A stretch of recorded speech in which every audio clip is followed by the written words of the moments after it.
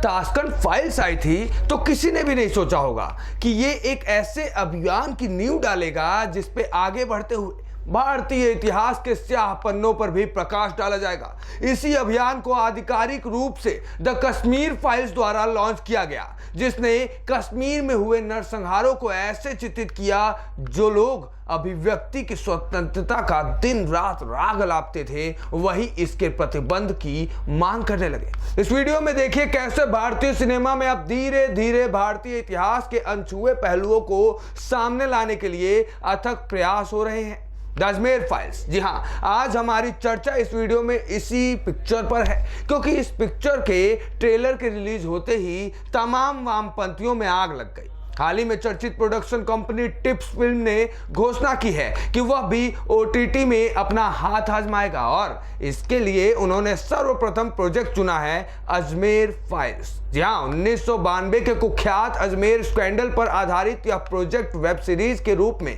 निर्मित की जाएगी और इसका निर्देशन करेंगे अभिषेक दुधैया, जो टीवी सीरियल से निकलकर अब फिल्मों में हाथ आजमा रहे हैं। अभिषेक का बतौर निर्देशक के रूप में चयन कई लोगों को नाक भाव सिकोड़ने पर विवश कर सकता है, क्योंकि इन्होंने ही 2021 में भुज द प्राइड ऑफ इंडिया जैसी कबाड़ फिल्म का निर्देशन किया था, परंतु उस फिल्म के सुपर फ्लॉप होने के कई कारण थे, जिसके लिए केवल अभिषेक को बलि का बकरा नहीं बनाया जा सकता। अब देखना यह होगा कि क्या अभिषेक इस दूसरे चांस को सही से भुना पाएंगे या नहीं। अब बात करते हैं अजमेर फाइल्स किस मुद्दे पर है, आखिर इस पिक्चर को लेकर इतना बवाल क्यों बना हुआ है। चलिए आपको दिखा दें। परंतु अजमेर फाइल्स है क्या चीज, चलिए बताते हैं। इससे भारतीय इतिहास के किस भाग को चित्रित किया जाएगा यह भी हम इस वीडियो में बताएंगे। जब 1990 के दशक के प्रारंभ में कांग्रेस का शासन देश के अधिकतम राज्यों में था, तो उसमें से एक राज्य था राजस्थान भी। 1992 में एक ऐसी घटना उभर कर सामने आई जिसने पूरे देश को झकझोर कर रख दिया, हिलाकर रख दिया, परंतु जिससे आज भी कई लोग अनभिज्ञ हैं। इस घटना से आज भी कई लोग वाकिफ नहीं हैं। इससे पहले कि पुलिस प्रशासन, कांग्रेस पार्टी, धार्मिक पुरुषों और पत्रकारों के कारनामे का पर्दाफाश करे, उससे पहले यह जान लीजिए कि अजमेर रेपकांड आखिर था क्या। वर्ष 1992 में अजमेर में एक शर्मनाक और घिनौना कांड हुआ। इस कांड में सैकड़ों युवा लड़कियों को निशाना बनाया गया। उनके साथ अजमेर दरगाह के चिश्ती बंधुओं ने लंबे समय तक बलात्कार किया और यह तब तक चला जब तक एक स्थानीय अखबार नवज्योति ने कुछ नग्न तस्वीरों और एक कहानी को प्रकाशित न कर दिया, जिसमें स्कूली छात्रों को स्थानीय गिरोहों द्वारा ब्लैकमेल किए जाने की बात कही गई थी। रिपोर्ट के अनुसार ब्लैकमेल ऑपरेशन को जल्द ही सीरियल क्राइम्स की एक श्रृंखला के रूप में खोजा गया। स्थानीय प्रभावशाली पुरुषों का एक विशिष्ट समूह युवा लड़कियों को निशाना बना रहे थे। वे एक लड़की को फंसाते थे और अश्लील तस्वीरें लेने में कामयाब होते थे, फिर वे लड़की को उसके सहपाठियों और दोस्तों से परिचित कराने के लिए ब्लैकमेल करते थे। आखिरकार अन्य लड़कियों के साथ बलात्कार किया जाता था, उनका यौन शोषण किया जाता था और उनकी तस्वीरें भी ली जाती थी। यह सिलसिला आगे भी चलता रहता था। गिरोह ने अपने संचालन का विस्तार करना जारी रखा और लड़कियों की बढ़ती संख्या का शिकार किया। अब जाहिर सी बात है कि इस फिल्म के चलते कई इस्लामियत के ठेकेदारों का असली चरित्र और चेहरा सामने आ जाएगा। अजमेर का वो काला सच सामने आ जाएगा जो आज तक ना आपने जाना ना हमने जाना। तो ऐसे में उनको मिर्ची लगना तो स्वाभाविक था। हुआ भी कुछ ऐसा ही। जमीयत उलमाए हिंद इस पर बैन लगाने की मांग करने लगे, जिसने खलबली मचा दी है। अपने बयान में उन्होंने क्या कुछ कहा है जरा आप भी सुन लीजिए। अजमेर शरीफ की दरगाह को बदनाम करने के लिए बनी फिल्म पर तत्काल प्रतिबंध लगाया जाना चाहिए। जमीयत उलमाए हिंद का ये मांग है।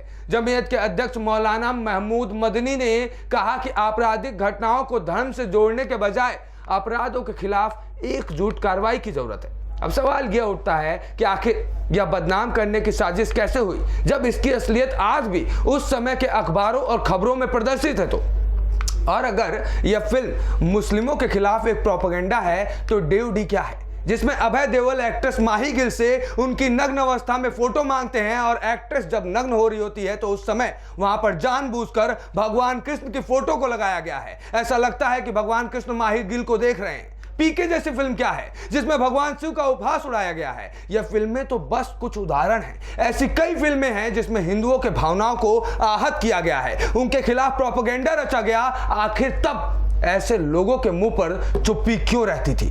कुल मिलाकर बॉलीवुड में एक खास धड़ा इसी पर काम कर रहा है। उन्हें पक्का यकीन है कि वो अगर हिंदू संस्कृति पर सवाल उठाएंगे तो जाहिर है लिबरल सनातन समाज उन्हें कटघरे में कभी नहीं खड़ा करेगा, जबकि मुस्लिम समुदाय पैगंबर मोहम्मद के मात्र एक कार्टून बनने पर ही बवाल खड़ा कर देते हैं। यही वजह है कि कुछ फिल्मों में हिंदू धर्म के प्रति पक्षपाती रवैया देखा गया, मगर अब समय बदल रहा है। कश्मीर फाइल्स, केरला स्टोरी जैसी फिल्में तो मात्र प्रारंभ है। जो द कश्मीर फाइल्स को देखकर भयभीत हुए हैं वे अजमेर कांड की सच्चाई जानकर कई दिनों तक सो नहीं पाएंगे। यह मामला कानूनी लचरपन और पुलिसिया कमजोरी की जीती जागती मिसाल है। यह मामला राजस्थान में 12 सरकारी अभियोजकों, 30 से अधिक एसएचओ, दर्जनों एसपी, डीआईजी, डीजीपी तक फैला हुआ है। अजमेर पुलिस को हमेशा संदेह था कि 100 से अधिक किशोरियों का शोषण किया गया था, लेकिन प्राथमिकी जांच के दौरान केवल 17 पीड़ितों ने अपना बयान दर्ज कराया। यह मामला जिला अदालत से राजस्थान उच्च न्यायालय, फिर सुप्रीम कोर्ट, फिर फास्ट ट्रैक कोर्ट, महिला अत्याचार न्यायालय में चला गया और वर्तमान में अजमेर की पॉक्सो अदालत है।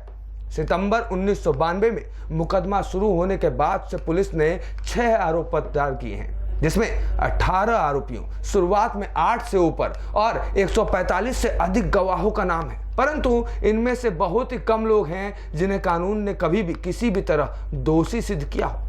परंतु अजमेर फाइल्स तो मात्र एक प्रारंभ है। अभी कुछ समय पूर्व मलयालम उद्योग में मोपला दंगों पर आधारित फिल्म प्रदर्शित हुई थी, जिसने 1921 में हुए उन दंगों की भयावहता को सबके समक्ष प्रदर्शित किया था। इसके अतिरिक्त Vivek Agnihotri the vaccine war के बाद द दिल्ली फाइल्स नामक फिल्म बनाने जा रहे हैं, जिसमें 1984 के सिख विरोधी दंगों पर प्रकाश डाला जाएगा। कल्पना कीजिए अगर 1947 के वास्तविक इतिहास को किसी ने चित्रित करने का बीड़ा उठाया तो फिर वामपंथी गिरोह का क्या होगा।